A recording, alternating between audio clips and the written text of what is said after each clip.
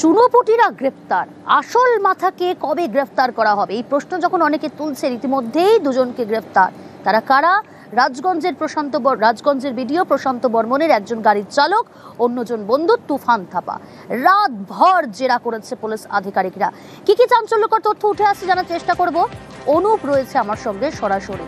অনুপ, 28 তারিখ, 29 তারিখ, 30 তারিখ কি হয়েছিল?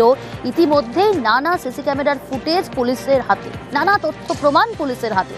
এরই মাঝে দুই ঘনিষ্ঠ রাজগঞ্জের ভিডিও প্রশান্ত বর্মনে তাদের গ্রেপ্তার করা হলো।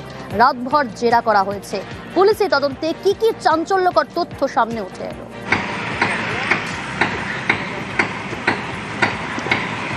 স্বর্ণ ব্যবসায়ী যে খুন, সেই খুনের ঘটনায় কিন্তু ইতিমধ্যে দুজনকে গ্রেপ্তার করা হয়েছে। ইতিমধ্যে বিধাননগর দক্ষিণ থানায় পুলিশ গতকালকে হেফাজতে নিয়ে জিজ্ঞাসাবাদ করে। রাতের বেলা গতকাল যে জিজ্ঞাসাবাদ, সেই জিজ্ঞাসাবাদে কিন্তু একাধিক তথ্য নিয়ে জিজ্ঞাসাবাদ করা হয়েছে। যেক্ষেত্রে দেখা যাচ্ছে যে একেবারে যেদিন ঘটনা ঘটেছিল, 28 তারিখ মূলত কি ঘটনা ঘটেছিল, অপহরণ কোথা থেকে করেছিল, ভিডিওর ভূমিকা কী ছিল, এবং ভিডিও যে অপহরণের মুহূর্তের সময় থেকে শুরু করে যখন যেখানে মারধর করা হচ্ছিল সেখানে ভিডিও ছাড়া আর কারা কারা ছিল, এই গোটা বিষয় নিয়েই কিন্তু একেবারে জিজ্ঞাসাবাদ করা হচ্ছে। যেমন তার পাশাপাশি এখানে দেখা যাচ্ছে কতজন সে ব্যক্তি ছিল যে মারধরের ঘটনার মুহূর্তে। একদিকে অশোক কর, যে প্রত্যক্ষদর্শী মূল যে সাক্ষী পুলিশের, এমনটাই বলা হচ্ছে, তার যে বক্তব্যের সঙ্গে একেবারে অভিযুক্ত দুজনকে যা গ্রেপ্তার করে তাদের কি বক্তব্য ফারাক রয়েছে, না আদৌ তারা সত্যি বলছেন, এই গোটা বিষয় নিয়েই কিন্তু জিজ্ঞাসাবাদ করা হয়েছে। একদিকে যেমন ভিডিওর যে প্রশান্ত বর্মনের দুজনকে গ্রেপ্তার করেছে ঘনিষ্ঠ, এক গাড়ির চালক, তাকে গ্রেপ্তার করা হয়েছে রাজু ঢালি ইকো পার্ক এলাকা থেকে। অন্যদিকে তুফান থাপা, তার যে ঘনিষ্ঠ বন্ধু।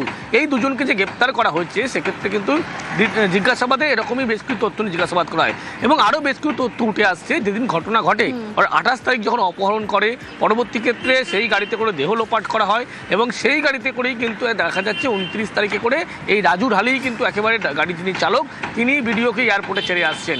অর্থাৎ যে গাড়িতে করে গোটা ঘটনা ঘটেছিল, সেই গাড়িতে করেই তিনি কিন্তু এয়ারপোর্টে গিয়েছেন। এরকমই বেশ কিছু তথ্য নিয়েই কিন্তু মূলত জিজ্ঞাসাবাদ করা হচ্ছে অভিযুক্ত দুজনকে, এবং আরও যে কজন ছিল ইতিমধ্যে তাদের খোঁজ পুলিশের পক্ষ থেকে করা হচ্ছে। বেশ,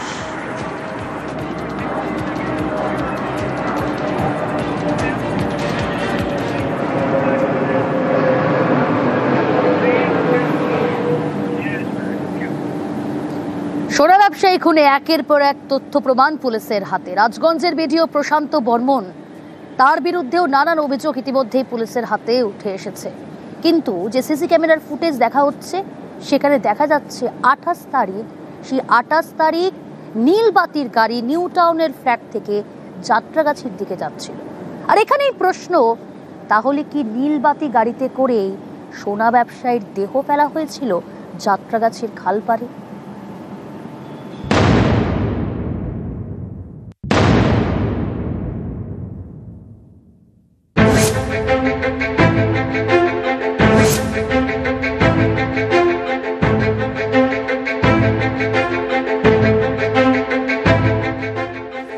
অক্টোবর রাত 8:35 নিউ টাউনের যাত্রাগাছির রাস্তায় নীলবাতির গাড়ি। সিসি ক্যামেরার এই ফুটেজই এখন পুলিশের হাতে। 30 অক্টোবর রাতেই যাত্রাগাছির খালপাড় থেকে উদ্ধার হয় সোনা ব্যবসায়ী স্বপন কামিল্লার ক্ষতবিক্ষত দেহ।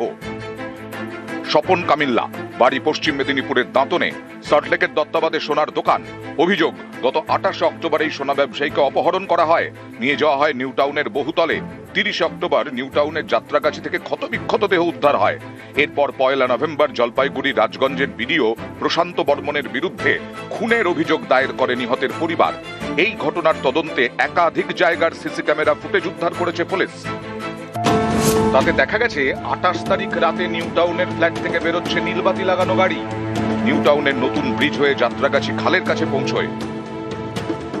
নিউ টাউন সেলফি ব্রিজ হয়ে একেবারে যাত্রাগাছি যাওয়ার যে রাস্তা, সেই রাস্তার উপরেই এই যে সিসি ক্যামেরা ফুটেজ, এই ক্যামেরা ফুটেজেই কিন্তু একেবারে ভিডিও যে গাড়িতে করে দেহ ফেলতে যাওয়া হয়েছিল, দেহ ফেলে পরবর্তী ক্ষেত্রে যে ফিরে আসে, এই যে গোটা ফুটেজ ইতিমধ্যেই পুলিশ সংগ্রহ করেছে।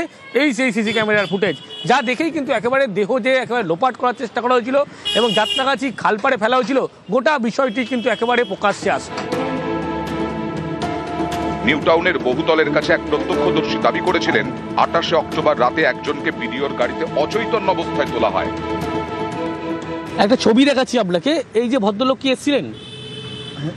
হ্যাঁ, কবে এসেছিল? কদিন আগে চুরি করছিল, কি টাকা মারছিল, এখানে বুঝছি। আর লোক ভিতরে ছিল, আর গেট বন্ধ করে তারপর অজ্ঞান হয়েছিল মারা খায়। ডাক্তার দিয়েছে না গাড়ি নিয়ে চলেছিল, আবার আসছিল কাকে মারছিল হাতে? একটা লোককে।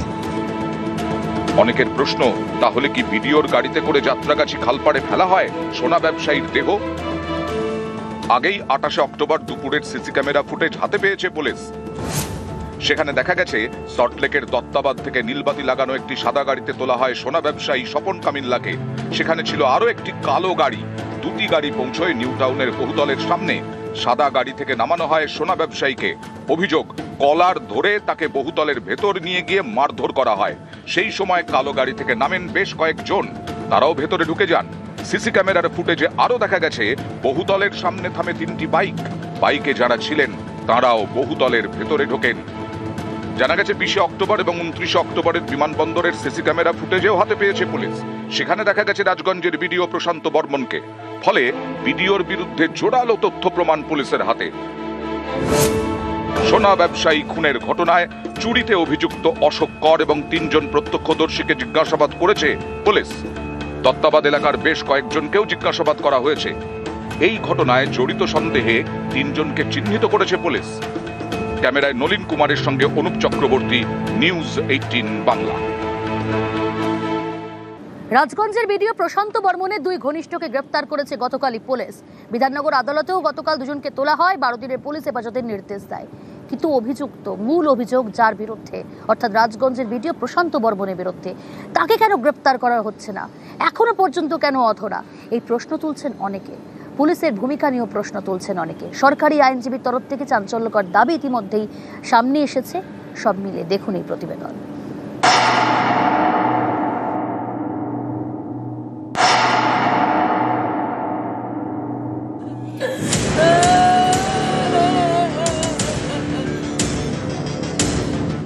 নিউ টাউনের যাত্রাগাছি গত 30 অক্টোবর এখান থেকে উদ্ধার করা হয় সোনা ব্যবসায়ী স্বপন কামিল্লাকে। তাকে খুনের অভিযোগ জলপাইগুড়ি রাজগঞ্জের বিডিও প্রশান্ত বর্মনের বিরুদ্ধে। এই ঘটনায় শনিবার গ্রেপ্তার বিডিও প্রশান্ত বর্মনের গাড়ি চালক রাজু ঢালি এবং বিডিওর বন্ধু তথা ঠিকাদার তুফান থাপা। সোনা ব্যবসায়ীর দেহ উদ্ধারের পর 1 সপ্তাহ পেরিয়ে গিয়েছে। অনেকের প্রশ্ন,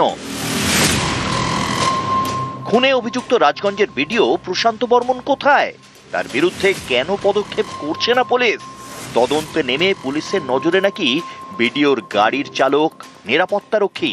এতেই অনেকের প্রশ্ন, তাহলে কি বিডিওকে বাঁচাতেই সক্রিয় পুলিশ? মাথাকে বাঁচাতেই কি চুনোপুটিদের টার্গেট করা হচ্ছে? ড্রাইভারকে গ্রেফতার করলে কি হবে? আমার কিছু লাভ নেই। আমি যে মেরে ফেলছে প্রশান্ত বর্মা, তাকে গ্রেফতার করতে চাই। তাকে গ্রেফতার করুন। রাজগঞ্জের বিডিও প্রশান্ত বর্মনের বাড়ি নাকি শিলিগুড়ির মাটিগাড়ায়। গত বুধবার এই বাড়িতেই দেখা যায় প্রশান্ত বর্মনকে।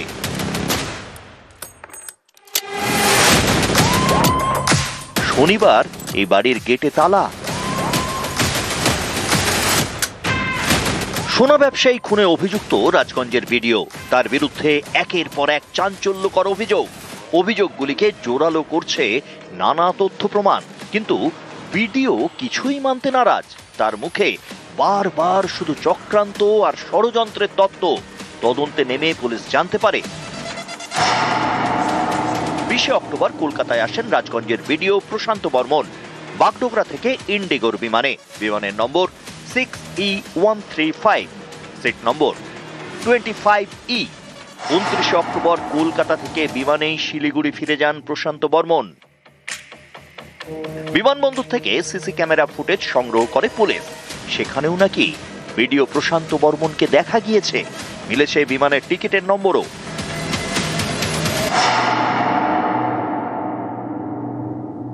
কোথায় প্লেনের টিকিট পাওয়া গেছে, কি আছে, সবই এখন সমস্ত কিছুই মিথ্যা। আমি বলে দিচ্ছি, সমস্ত কিছু মিথ্যা, ষড়যন্ত্র। এখন বর্তমান যুগে কার ছবি কে কিভাবে ব্যবহার করছে, আর আমার ছবি আজকে শুধু নয়, আমার ছবি কালচিনি থেকে শুরু করে সবখানেই আছে। 28 অক্টোবর অপহরণ, 30 অক্টোবর সোনা ব্যবসায়ীর দেহ উদ্ধার হয়। খুনের অভিযোগ বিডিও প্রশান্ত বর্মনের বিরুদ্ধে। আমি কিভাবে চিনব স্বপন কামিল্লাকে বলুন? আর আমার চেনার কি দরকারই আছে? আপনি কলকাতায় এসেছিলেন কবে? আমি কলকাতা গিয়েছিলাম অনেকদিন আগে। মানে 27-28 অক্টোবর আপনি কোথায় ছিলেন? আমি কলকাতায় যাইনি, 27-28 কলকাতায় যাই। সোনা ব্যবসায়ী স্বপন কামিল্লার বাড়ি পশ্চিম মেদিনীপুরের দাঁতনে। অভিযোগ, গত অগাস্টে সেখানে যান রাজগঞ্জের বিডিও প্রশান্ত বর্মন। সেই ভিডিও তোলে স্বপনের পরিবার।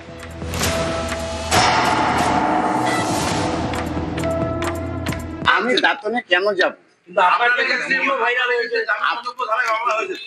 জামিন অযোগ্য ধারায় মামলা হয়েছে, সবই তো ষড়যন্ত্র, সবেও তো ষড়যন্ত্র। এতজন বিডিওর বিরুদ্ধে মুখ খুলেছেন। ছবিতে বিডিওকে দেখা যাচ্ছে। বিমানবন্দরের সিসিটিভি ফুটেজও পেয়েছে পুলিশ। এ সবই কি তাহলে মিথ্যে? সবই কি ষড়যন্ত্র? নিউজ 18 বাংলা।